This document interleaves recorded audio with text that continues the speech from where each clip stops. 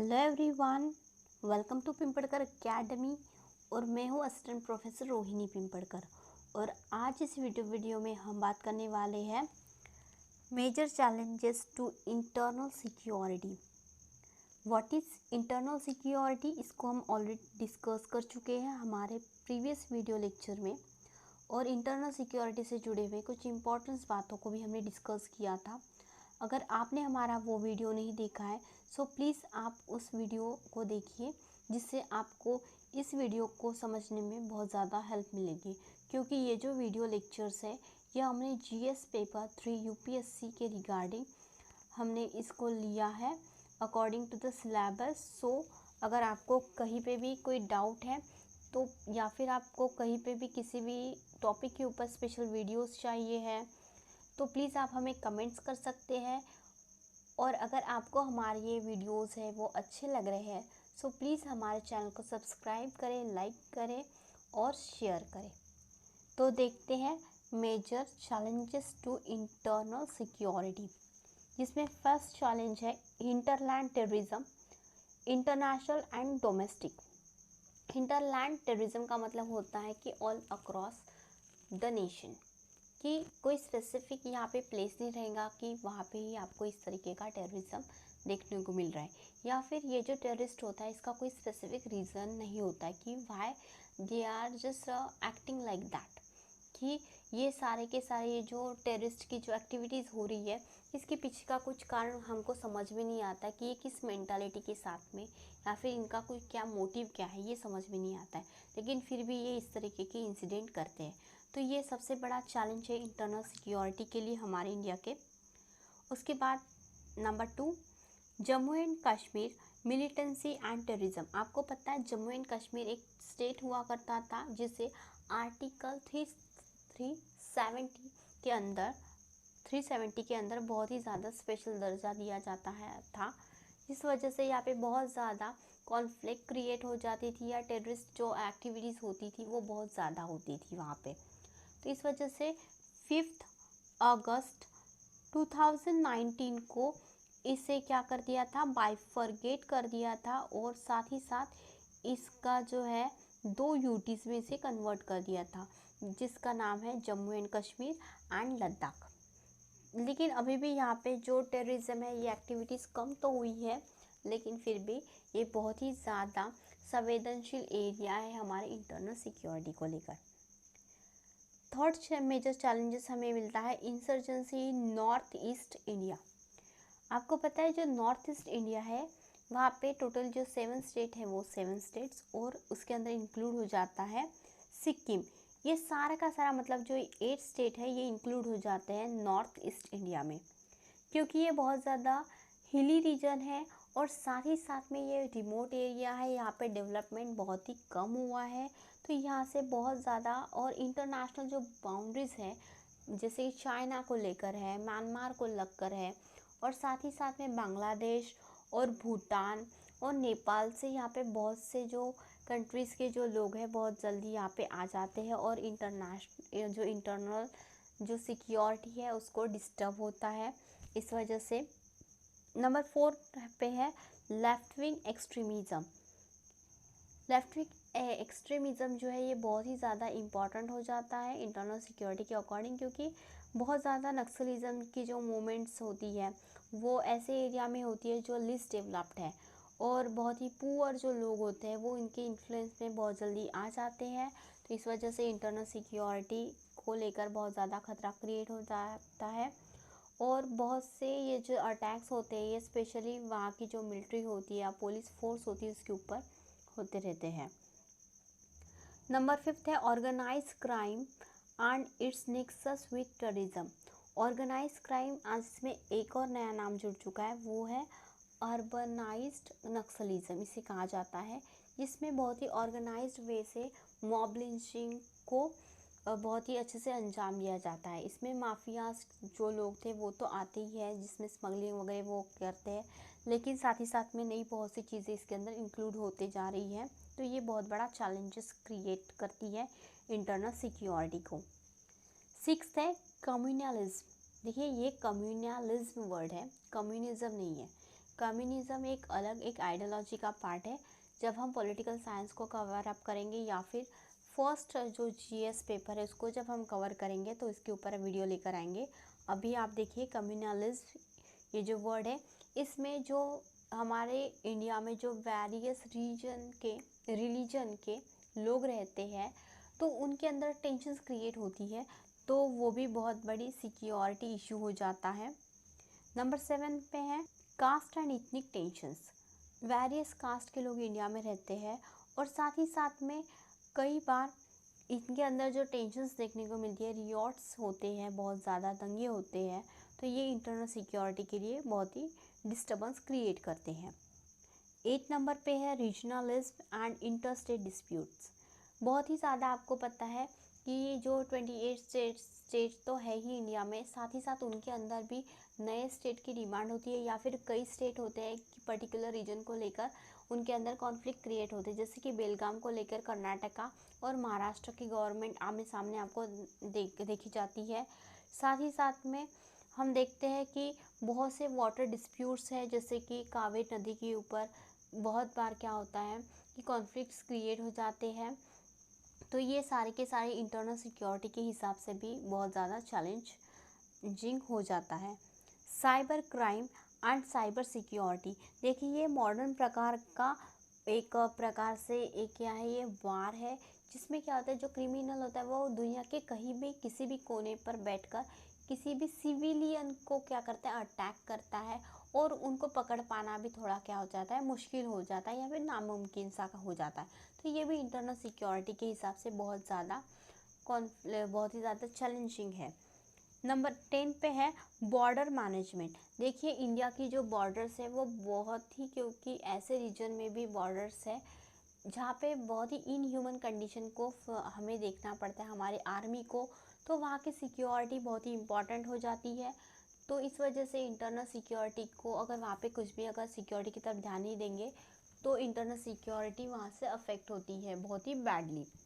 Coastal security बहुत ही important है, क्योंकि जो 26/11 का जो अटैक हुआ था, मुंबई अटैक, तो वो जो टेररिस्ट आए थे वो कौन से वे से आए थे, वो सी रूट से आए थे।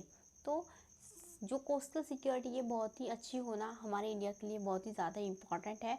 और साथ ही साथ हमारे जो कई फिशरमैन हैं ये इंटरनेशनल बॉर्डर में चले जाते हैं, क्योंकि इंटरनेशनल वाटर में जब वो चले जाते हैं उनको पता ही नहीं चलता है साइक्लोन की वजह से, या फिर हवा आंधी आती है, या फिर कई बार ऐसा होता है कि कई जो देश के जो लोग हैं, हमारे नेबरिंग कंट्रीज़ के जो लोग होते हैं, वो एज अ फिशरमैन के तौर पे इंडिया में एज अ जासूस की तरह आ जाते हैं। तो ये इंडिया की इंटरनल सिक्योरिटी के लिए बहुत बड़ा इश्यू होता है, थ्रेट्स क्रिएट करती है।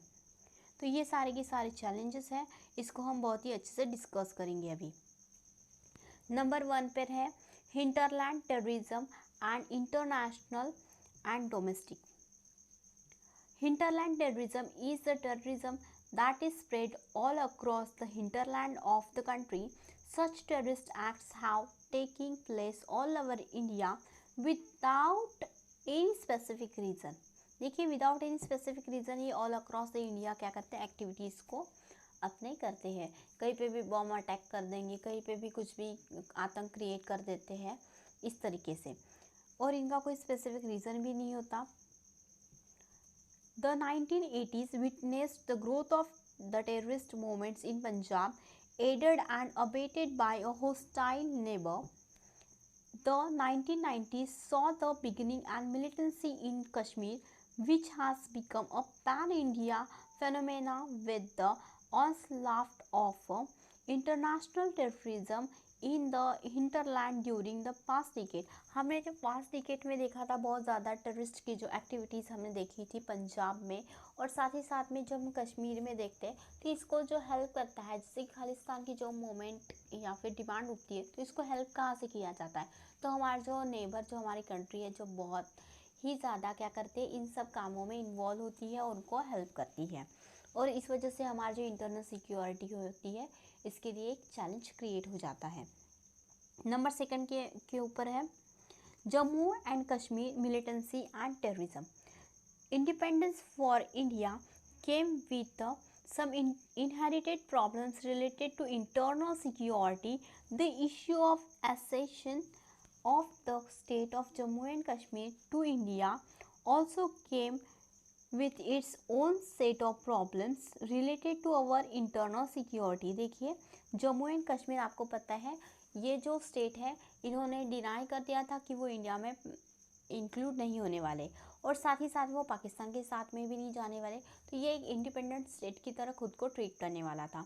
लेकिन क्या हो गया, तभी पाकिस्तान ने इनके ऊपर हमला कर दिया। तो जो वहाँ के जो राजा थे हरी सिंह, तो उन्होंने बहुत ही जल्दी में ये निर्णय लिया और इंडिया की जो गवर्नमेंट थी उनसे उन्होंने हेल्प मांगी। जब ये इंडियन गवर्नमेंट ने उनको हेल्प देने की कोशिश की तो उस वक्त उन्होंने कहा कि ठीक है, हम क्या करते हैं, एसोसिएशन करते हैं इंडिया के साथ में। लेकिन उसके जो एग्रीमेंट्स थे वो उन्होंने टोटली साइन नहीं किए थे। तो इस वजह से बहुत ज़्यादा मिलिटेंसी टेररिज्म देखने को मिलता है कि जो पाकिस्तान है वो क्लेम करता है कश्मीर की टेरिटरीज़ के ऊपर भी। तो ये सब इश्यूज बहुत ज़्यादा इंटरनल सिक्योरिटी को डिस्टर्ब करते हैं और चैलेंज क्रिएट करते हैं। Insurgency in Northeast India.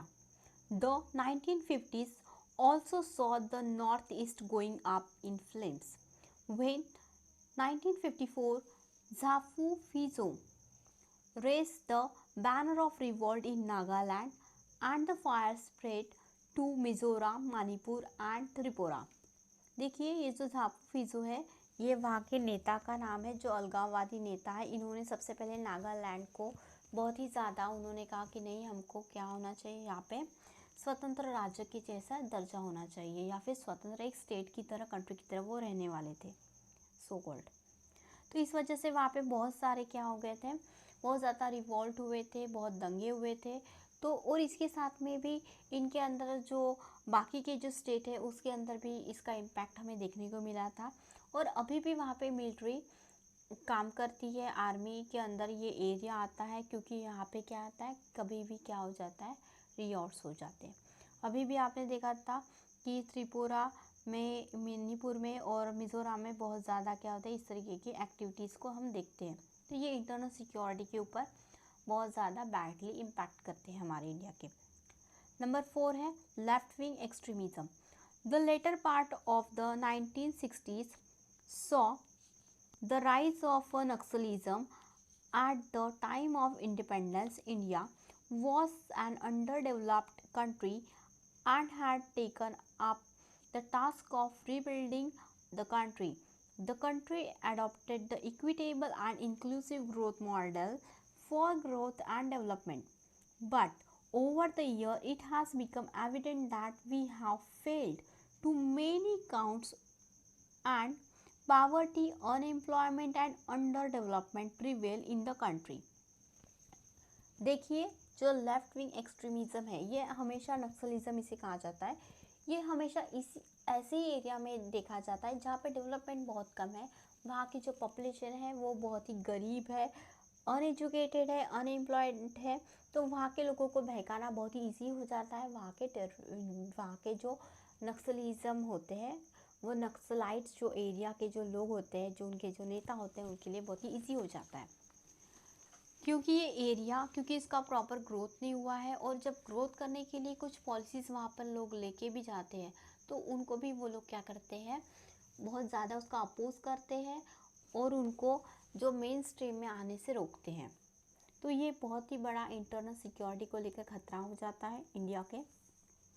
This situation was exploited by the various people to pose a very dangerous challenges to countries' internal security in the form of Maoism, Naxalism, left-wing extremism. In 2006, the then Prime Minister Manmohan Singh even admitted that this was perhaps the biggest challenge to the country's internal security. जो हमारे prime minister थे मनमोहन सिंह, इन्होंने कहा था कि India के जो internal security इसका एक बिगेस्ट चैलेंज है। कौन सा है, तो वो है, मेजर चैलेंज है लेफ्ट विंग एक्सट्रीमिज़म, क्योंकि जो माओइस्ट लोग होते हैं ये ऐसे लोगों के ऊपर अटैक करते हैं या फिर ऐसे लोगों को टारगेट करते हैं कि जो बहुत ही कम एजुकेटेड है, जिनको खुद को कुछ ज़्यादा समझता नहीं है, लेकिन वो उनके बहकावे में आ जाते हैं। तो इस वजह से कंट्री की जो डेवलपमेंट होती है वो ठीक से नहीं हो पाती, और वो जो मेन स्ट्रीम में का जो पार्ट है वो इंडिया के पार्ट में उनको पार्टिसिपेट नहीं करने देते। नंबर 5 है crime and its nexus with terrorism. Transnational organized criminals mafias have given further boost to international terrorism by forging linkages between organized crime and terrorism. Their funding of modus operandi has mainly been arms smuggling, drug trafficking, hawala transaction, money laundering, and pumping of fake Indian currency notes FICN to different parts of the country। देखिए, जो transnational जो terrorist होते हैं ये क्या करते हैं, international level पे तो टेररिज्म तो फैलाते हैं, लेकिन इनका जो वे होता है वो होता है स्मगलिंग, आर्म्स स्मगलिंग होता है, और साथ ही हवाला ट्रांजैक्शन और फेक मनी जो होती है इसको ये बहुत ज़्यादा प्रमोट करते हैं। इसके द्वारा टेररिज्म और इंटरनल सिक्योरिटी को ये थ्रेट्स क्रिएट करते हैं। इसके अंदर एक नया नाम जुड़ चुका है, वो है अर्बन नक्सलिज्म, जो कि एक ऑर्गेनाइज क्राइम का एक प्रकार होती है जिसमें मॉब लिंचिंग की जाती है। कई जो स्टेट्स हैं हमारे इसके खिलाफ कानून लेकर आ चुके हैं, लेकिन फिर भी ये बहुत बड़ा इशू है। फिलहाल इसकी एक घटना है जो महाराष्ट्र के पालघर में हमें देखने को मिली, जिसे इंटरनल सिक्योरिटी डिस्टर्ब होती है। नंबर 6 है कम्युनलिज्म। देखिए, ये वर्ड कम्युनलिज्म है, कम्युनिज्म नहीं है। कम्युनिज्म मतलब होता है साम्यवाद। ये एक पॉलिटिकल कॉन्सेप्ट है। जब हम इसे देखेंगे, जब हम पॉलिटिकल साइंस के ऊपर जब वीडियोस बनाएंगे तब इसे हम बहुत ही अच्छे से डिटेल में देखने वाले हैं। अभी पढ़ते हैं कम्युनलिज्म, जो कि चैलेंजेस है इंडिया की इंटरनल सिक्योरिटी को लेकर। The division of pre-independence India into two nations resulted the large-scale unforeseen violence that claims millions of lives. Thus was born the menace of communalism, which was visible again and again in various riots. Therefore, as an emerging nation, we hope to overcome these problems and embark upon a path of national reconstruction and consolidation, but progress has been hampered by various challenges to internal security faced by the country। अब देखिए, जो India जो country है ये एक secure nation है। इसका कोई पर्टिकुलरली धर्म को, रिलीजन को ये क्या नहीं करता, प्रमोट नहीं करता। लेकिन हमारा जो इंडिया है इसका जो पार्टीशन हुआ था 5 अगस्त 1947 में, तो इसका मेन रीज़न क्या था, कम्युनल जो हार्मनी थी हिंदू और मुस्लिम के बीच में वो नहीं रही थी। इस वजह से ये क्या हो गए, इंडिया के दो पार्ट हो गए। लेकिन फिर भी अभी भी ये जो प्रॉब्लम है वो कोई ख़त्म नहीं हुई है। अभी भी इस तरीके के रियॉट्स हमें इंडिया में देखने को मिलते हैं, जिस वजह से इंडिया की जो इंटरनल सिक्योरिटी है इसके लिए ये चैलेंज बन के सामने आती है। नंबर 7 है कास्ट एंड इथनिक टेंशन।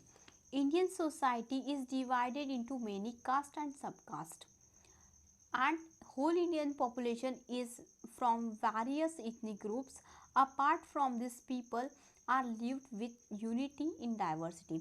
देखिए, इंडिया में वेरियस कास्ट और सब कास्ट के लोग रहते हैं, लेकिन फिर भी वेरियस इथनिक ग्रुप्स के लोग भी रहते हैं, लेकिन फिर भी वो क्या करते हैं, यूनिटी के साथ में रहते हैं इंडिया में, जिसे कहा जाता है विविधता में एकता, भारत की विशेषता के तौर पे रहते हैं। लेकिन फिर भी कई बार हमें सोसाइटी के अंदर बहुत ज़्यादा वायलेंस देखने को मिलता है इस कास्ट इशू के ऊपर। Caste and ethnic tension search violence in the society.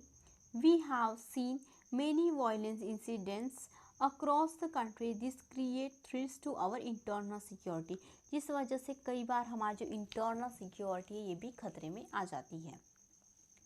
Number 8 है regionalism and interstate disputes. Unequal development of India arises the problem of regionalism, which is based on son of soil politics. and sponsored for narrow political gain. Over the years, India's internal security problems have multiplied due to linguistic riots, interstate disputes, etc. देखिए, जो regionalism होता है कि हम एक particular reason से जुड़े हुए है, ऐसी भावना होती है। जैसे कि महाराष्ट्र में मराठी लोग रहेंगे, तो इस तरीके का जो मुद्दा उठा था बहुत ज़्यादा, तो इस वजह से क्या लिंग्विस्टिक बहुत ज़्यादा रियॉर्ड्स देखने को मिले, इंटरस्टेट डिस्प्यूट्स जो होते हैं वाटर को लेकर वगैरह। तो इस वजह से क्या होता है कि इंडिया की जो इंटरनल सिक्योरिटी है उसको एक चैलेंज मिलता है कि नहीं, कि इसको मेंटेन करना इम्पॉर्टेंट है। अगर मेंटेन नहीं करेंगे तो क्या होगा कि इंडिया की इंटरनल सिक्योरिटी डिस्टर्ब होगी ही होगी। इससे इंडिया की जो कंट्रीज़ की डेवलपमेंट है, और ये सब कुछ क्यों होता है, क्योंकि जो डर्टी पॉलिटिक्स है, जो सन ऑफ सॉइल, मतलब हम इसी माटी के हैं और हम उसी पर्टिकुलर रीजन के या स्टेट के ऊपर हमारा जो पॉलिटिक्स है वो बेस्ड है, वो इंडिया के पर्सपेक्टिव से ब्रॉड वे से नहीं देखते। और इसी नैरो पॉलिटिकल जो गेन होता है उसको करने के लिए जो पॉलिटिक्स है उस तरीके की पॉलिटिक्स को ये प्रमोट करते हैं। लेकिन फिर भी हमारे जो लोग हैं इन्होंने समझना चाहिए कि ये नैरो पॉलिटिक्स के चक्कर में ना जाए और इंडिया की जो सिक्योरिटी है उसको मेंटेन रखें। नंबर 9 के ऊपर है cyber crime and cyber security. Cyber security is the latest challenge. We could be the target of a cyber war which could jeopardize security, as most of our vital installations are now based on cyber systems. Any failure to check cyber attacks could be fatal to our economy and security. The Snowden revelations, WikiLeaks of 2013, exposed the extent of espionage that is possible through cyber networks. The phenomenal growth of the internet and mobile communication demonstrated that social media could play a vital role in spreading disinformation and fanning violence. आपने देखा कि जो cyber security है ये बहुत ही बड़ा challenge उभर कर आया है, क्योंकि इससे क्या होता है, जो टारगेट जो होता है वो सिविलियंस टारगेट होते हैं। और साथ ही साथ में इसमें क्या होता है, जैसे कि इसका सबसे पहले हमने रूप बहुत ही विकराल देखा था, वो था विकिलीक्स को लेके। विकिलीक्स में क्या होता है, बहुत सारे जो पॉलिटिशियंस थे या फिर बहुत बड़े बिजनेसमैन या फिर जो इम्पोर्टेंट जो लोग थे, इनसे जुड़े हुए जो डॉक्यूमेंट्स थे वो सामने आए थे 2013 में। तो उस वक्त फर्स्ट टाइम साइबर क्राइम को आइडेंटिफाई किया गया बहुत ही बड़े पैमाने पर। और साथ ही साथ में आपने देखा होगा कि कहीं पे भी अगर रियॉट्स होते हैं तो इंटरनेट वहाँ पे बंद करना पड़ता है। जैसे कि कश्मीर में हो गया, वो क्यों करना पड़ता है कि कम्युनिकेशन बहुत ज़्यादा होता है, और स्पेशली वो कम्युनिकेशन नहीं रहता, वो मिसकम्युनिकेशन रहता है और मिसलीड किया जाता है यूथ को। मैसेजेस के द्वारा व्हाट्सएप मैसेजेस भेजे जाते हैं और सोशल मीडिया पे ऐसी पोस्ट क्रिएट की जाती है या फिर इन्वायरमेंट क्रिएट किया जाता है कि बहुत ज़्यादा वायलेंस होता है वहाँ पे। रियॉट्स इस वजह से और ज़्यादा भड़क जाते हैं। तो ये जो साइबर क्राइम्स है ये बहुत ज़्यादा मॉडर्न टेक्निक्स हैं वार की, जिसे संभालना एक बहुत बड़ा इशू हो चुका है आज के टाइम में। It is targeting the civil society to create political instability, exploiting social, economic, and religious sectarian fault lines, mounting perception battles using wars means psychological wars. This could be termed fourth generation warfare, where battleground would be the civil society, जिसे fourth generation warfare भी कहा जाता है। और ये एक प्रकार का साइकोलॉजिकल वार होता है जिसमें जो लोग होते हैं वो आमने सामने आकर नहीं लड़ते, कोई बंदूक नहीं चलती, कोई गोली नहीं चलती, कहीं भी ब्लड नहीं गिरता, लेकिन फिर भी एक तरीके की वार की सिचुएशन इससे क्रिएट होती है। तो ये है मॉडर्न वार। नंबर 10 पर है border management. Border management is important for containing threats to our internal security. A weak border management can result in infiltration of terrorists and illegal migrants from various borders and smuggling of contraband items such as arms, drugs and counterfeit currency, there has been increase in hostility against illegal migrants in north east. Specially जो border management का जो मुद्दा है ये बहुत ज़्यादा important हो जाता है, क्योंकि ये इंटरनल सिक्योरिटी को डायरेक्टली इम्पैक्ट करता है।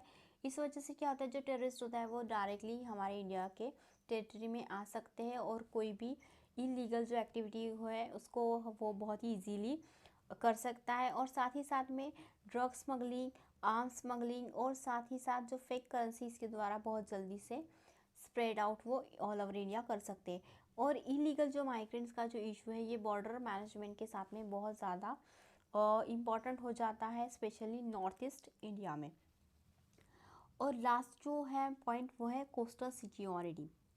Coastal security is very important to any country because this is very easy way to enter any country. Smuggling and arms and drugs trafficking is common problems with coastal security. Coastal security का जो area होता है, क्योंकि वो पानी से लगा हुआ एरिया होता है, तो यहाँ से बहुत ही जल्दी किसी भी कंट्री में आप आ सकते हो। और इंडिया तो पेनिनसुलर कंट्री है जिसको तीनों तरफ से क्या होता है, पानी से घिरा हुआ है हमारा कंट्री है। और इस वजह से बहुत ज़्यादा आर्म्स स्मगलिंग बहुत ही कॉमन हो जाती है इस वजह से किसी भी टेररिस्ट को आने के लिए, तो इसकी सिक्योरिटी बहुत ही इम्पॉर्टेंट हो जाती है। The coast provide ideal hideaways for infiltration and criminals.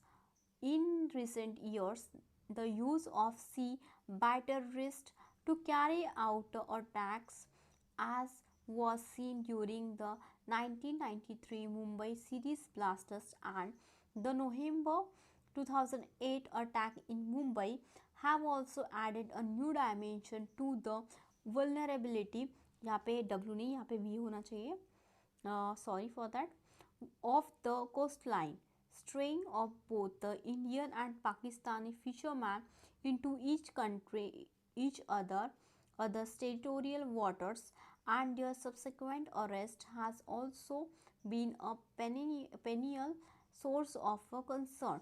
अब देखिए यहाँ पे जो बहुत ही जल्दी से आप इसको क्या मिल जाता है, इजी वे मिल जाता है किसी भी कंट्री में क्रिमिनल्स को आने जाने के लिए, हाईवेज प्रोवाइड हो जाते हैं with the sea coastal line. और साथ ही साथ में जो हमारे यहाँ पे जो मुंबई सीरीज़ ब्लास्ट हुए थे या फिर 2008 में जो अटैक हुआ था मुंबई अटैक, तो वहाँ पे जो टेररिस्ट आए थे वो वाटरवे से आए थे। साथ ही साथ जो कोस्टल लाइन में जो भी फिशरीज़ का जो काम होता है फिशर्स के द्वारा, तो कई बार एज अ फिशरमैन के गेटअप में कई बार वो क्या होते हैं, जासूस होते हैं जो जासूसी के लिए आते हैं। तो ये बहुत ज़्यादा इशू हो जाता है। कई बार तो वो नॉर्मल लोग होते हैं जिन्हें जासूस समझ के पकड़ लिया जाता है, और कई बार जो जासूस होते हैं उन्हें फिशरमैन समझ के छोड़ दिया जाता है। तो इस वजह से इंटरनल सिक्योरिटी को बहुत ज़्यादा चैलेंज यहाँ पे फेस करना पड़ता है। तो इस तरीके से ये चैलेंजेस है जिसे हमने देखा। So thank you for watching Pimpadkar academy.